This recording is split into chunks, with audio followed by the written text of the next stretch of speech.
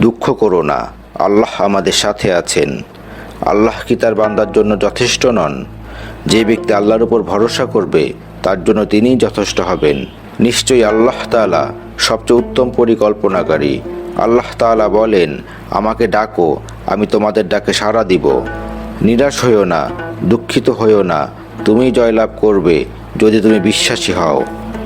হে মানুষ, তোমাকে তোমার পালনকর্তা পর্যন্ত পৌঁছাতে কষ্ট স্বীকার করতে হবে, অতঃপর তার সাক্ষাৎ ঘটবে। ধৈর্য ধরো, শক্ত হও, মনে রেখো সময় সর্বদা এক অবস্থায় থাকে না। আর ভরসা করো সেই জীবিত সত্তার উপর যিনি কখনো মৃত্যুবরণ করবেন না। যদি তোমরা শুকরিয়া আদায় করো তবে আমি অবশ্যই তোমাদের বাড়িয়ে দিব। তোমাদের উপর যেসব বিপদ আপদ পতিত হয় তা তোমাদের কর্মেরই ফল। আল্লাহর হুকুম ছাড়া কোনো বিপদ আসে না। আর যে আল্লাহর প্রতি বিশ্বাস পোষণ করে তিনি তার অন্তরকে সঠিক পথে সন্ধান দেন।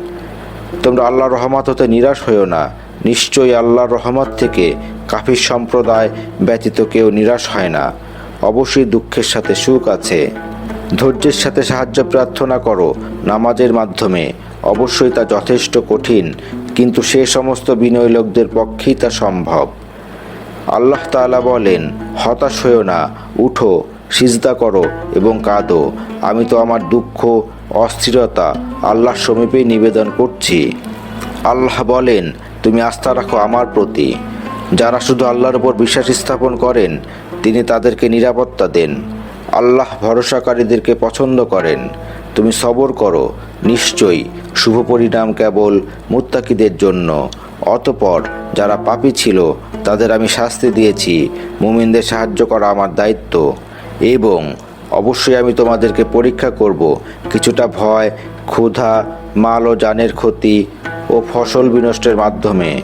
তবে সুসংবাদ দাও সবরকারীদের। আলহামদুলিল্লাহ আলা কুল্লি হাল। সর্বাবস্থায় সমস্ত প্রশংসা আল্লাহ তাআলার জন্য।